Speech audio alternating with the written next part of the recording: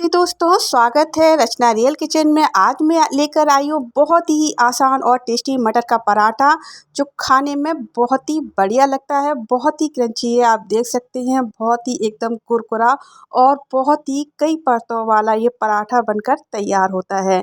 तो वीडियो को पूरा देखिएगा ज़रूर, तभी आपको समझ में आएगा। इस तरह से परतें जब इस तरह से बनती हैं तो पराठा बहुत ही क्रिस्पी बनता है और खाने में बहुत ही लाजवाब लगता है। तो इतनी परतों वाला मैंने ये पराठा कैसे बनाया है, आप वीडियो को पर बनी रहिए।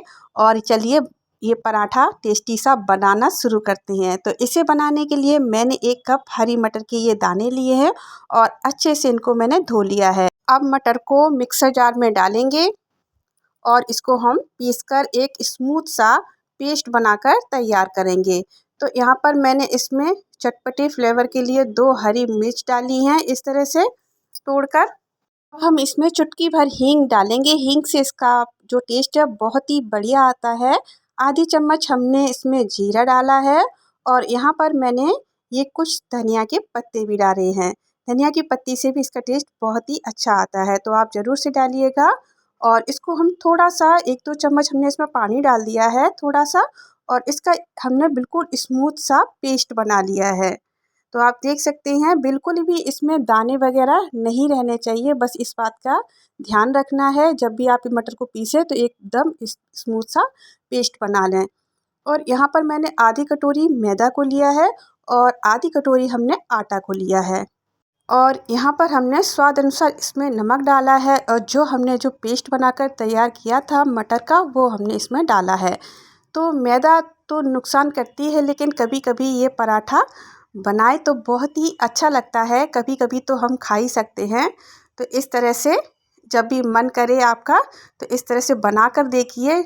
मटर का बहुत ही बढ़िया फ्लेवर आता है और बहुत ही क्रंची बनकर तैयार होता है। तो इसको हमने पानी डालकर इस तरह से आटे को गूँथ लिया है। ये थोड़ा टाइट आटा इस तरह से गूँथ लीजिए और गूँथने के बाद हम इसमें थोड़ा सा ऑयल डालेंगे, और जिससे ये क्रिस्पी पराठा बनकर तैयार होगा। तो मैंने अच्छे से थोड़ा सा 1 चम्मच के लगभग हमने इसमें ऑयल डालकर और थोड़ा इसको इस तरह से मसल लिया है। अब हम एक स्लरी बनाकर तैयार करेंगे और इसमें इतना घी डालना है जितना ये मैदा या आटा ले लीजिए, कुछ भी ले लीजिए, मैदा या आटा, और इसमें मिला लीजिए। तो ये साटा हम बनाकर तैयार कर लेंगे, जिससे ये बहुत ही परतों वाला ये पराठा हमारा बनकर तैयार होगा। तो इस तरह से हमने लोई बना ली है और इसको हम पहले थोड़ा सा इसमें आटा या मैदा किसी से भी इसको डस्ट कर लीजिएगा, जिससे ये तिवाई में बिल्कुल भी चिपकेगा नहीं। तो ये देखिए, मैं इसको हम पहले हम बेल लेते हैं। इस तरह से हम प्रेस कर लेंगे थोड़ा सा लोई को हम इस तरह से प्रेस करके बढ़ा करके, और हम फटाफट से इसको बेल लेते हैं। तो लीजिए, पराठा हमारा इस तरह से बनकर तैयार हो गया है। अब हम क्या करेंगे, इसमें जो हमने साटा बनाकर तैयार किया था, वो हम इस तरह से पूरी जो हमने रोटी सी बना के रखी है उसमें लगा देंगे, और इस तरह से हम फोल्ड कर देंगे एक तरफ से, और जो हमने फोल्ड किया है उस पर भी साटा लगा देंगे, और दूसरी तरफ भी इस तरह से हम फोल्ड कर देंगे, और इसके ऊपर भी हम साटा लगाएंगे। जिस तरह से आप इस तरह से परतें बनाएंगे, तो उसी तरह से पराठा में भी इस तरह से जितनी बार आप इस तरह से फोल्ड करेंगे उतनी ही इसमें लेयर आएगी। तो एक बार हमने इस तरह से और फोल्ड कर दिया है, और इसमें भी साटा लगा देंगे, और इस तरह से फिर हम फोल्ड कर दे रहे हैं। तो लीजिए, इस तरह से लोई हमारी बढ़िया बहुत ही परतों वाली बनकर तैयार हो गई है। अगर आपको मैदा पसंद नहीं है तो आप इसको आटे से भी बना सकते हैं। तो मैंने इसमें मैदा इसलिए डाला था तो ये बिल्कुल एकदम चिकना सा बनकर तैयार होता है। तो ये देखिए, मैंने इसको चौकोर इस तरह से बेल लिया है। आप इस तरह से बेलन से चौकोर इस तरह से बेल लीजिए।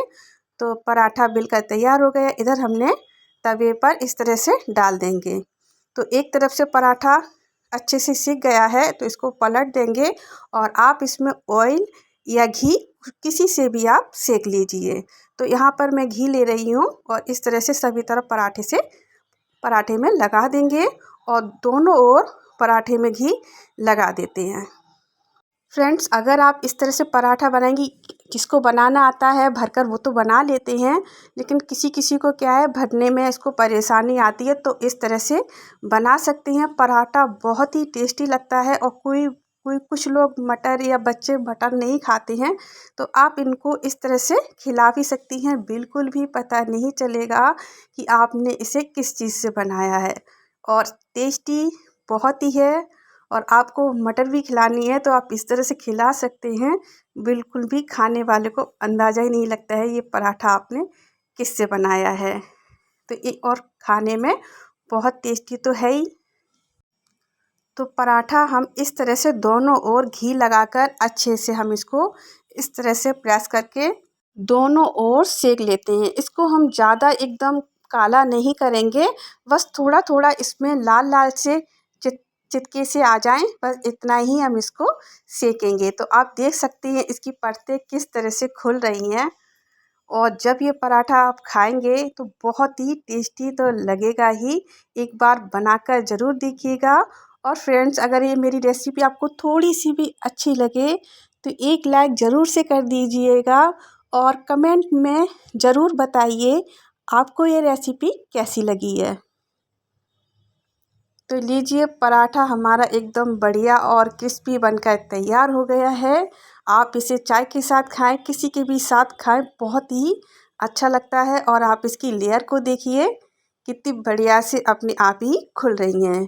तो इसी के साथ साथ हम दूसरा भी पराठा इसी तरह से एक बार और बनाकर दिखाते हैं। तो इस तरह से लोई लेंगे और इसके ऊपर इस तरह से आटे को डस्ट करके इस तरह से बड़ा बेल लेंगे।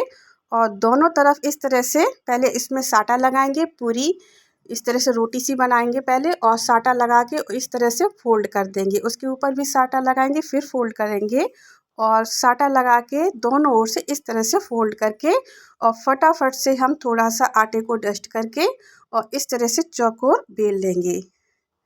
तो आप देख सकते हैं पराठे हमारे बहुत ही बढ़िया और क्रिस्पी बनकर तैयार हो रहे हैं। आप भी अगर सुबह सुबह कुछ समझ में नहीं आ रहा है तो आप इस तरह से पराठा बनाकर देखिए, सभी को बहुत ही पसंद आएगा।